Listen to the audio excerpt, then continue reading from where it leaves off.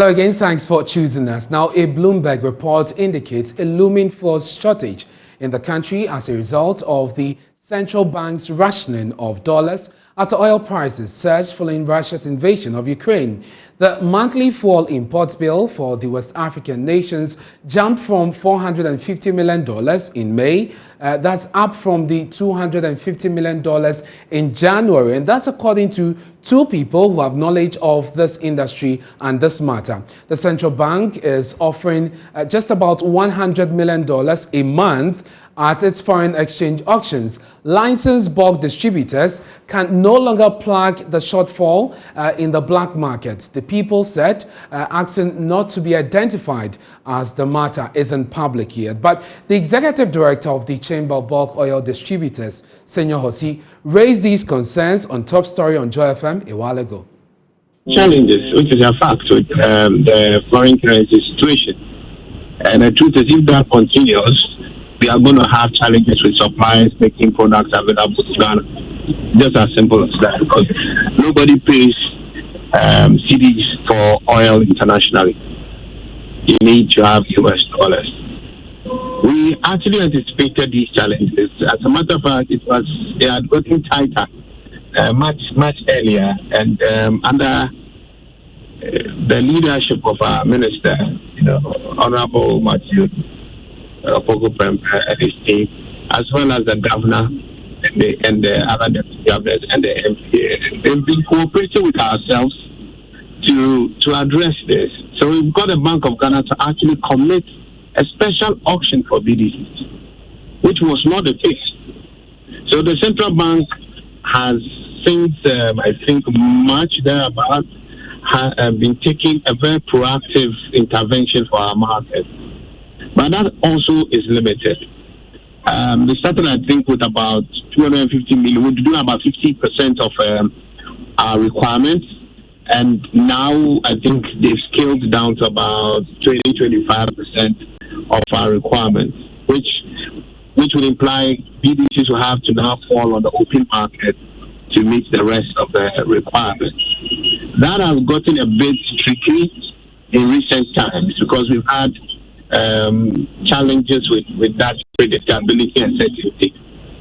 So yes, we have to sometimes work with the open market, and unfortunately, in some cases, practically fall on the black market, and it's a situational truth, but which is not ideal. The foreign currency market, I think everybody knows, has gotten tighter for us as the Ghanaian economy. And if we do not deal with that well for oil, may in the future create a crisis. So just for clarity, currently we have stock to last us a month, is what you said. We have stock to last you a month and a few more to come. Okay. But that does not mean that there's enough comfort or certainty from the international market when they are seeing challenges with us making good our dollar payment.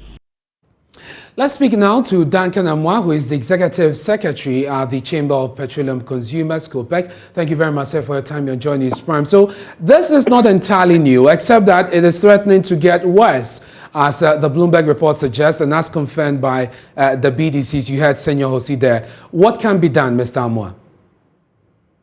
Well, let me say good evening to you and to your viewers. And this was a situation that I had hinted as of last week during a submission on one of your networks as Empire and subsequently on another station, that clearly the intervention that we had requested for BoG to put in, which we were quite aware that Bank of Ghana had accepted to work with and was subsequently making dollar available to the petroleum importers, was being worked on, had steeply dropped or declined from the 50%, 45% it started with to about 20-25%. What that would mean would be that the BDC and the other oil traders, the suppliers, would need to source for the remaining dollars from the European market. Now, that will clearly be one of the key reasons the cedi will continue to depreciate. And so we were still of the view that you need to have some stopgap measures in place to ensure that BDC and the oil traders don't necessarily need to import finished products. If you go to the crude markets, you will probably still need a dollar, but the frequency of importation and then subsequent repayment schedule for a refinery could be totally different from one that is importing finished product altogether. And so we had asked that toll be fixed. I recall the Deputy Energy Minister had given an indication that a program has been worked on to ensure one of the private actors, Vitol, together with some Ghanaian partners, revamp the refinery immediately. We are hoping that toll will be brought back on stream. We are not in very normal times. We've moved away from that period where price fluctuations were somewhat predictable to a point where you simply have escalation day in, day out. And so you cannot keep your refinery grounded only to come to the open market and then change so much of the cedi to the dollar and then repatriate to pay the supplier. But that suggestion of TOR, Mr. Amwa, that suggestion of bringing TOR on board also brings me to the controversial suggestion, if you want, of hedging, which obviously has its own fiscal implications. But would you suggest that government consider that given the trend that we've seen over the period? Well, Leonard, I do think sincerely that where we've gotten to will need very drastic decisions taking immediately.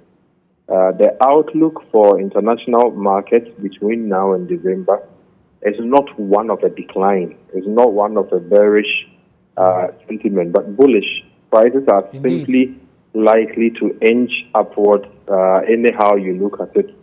And so if you could get to hedge, of course, the major players would also come in knowing very well what the numbers are looking like and be looking to cash in as best as they could. But then again, you could also have bots come in to the rescue.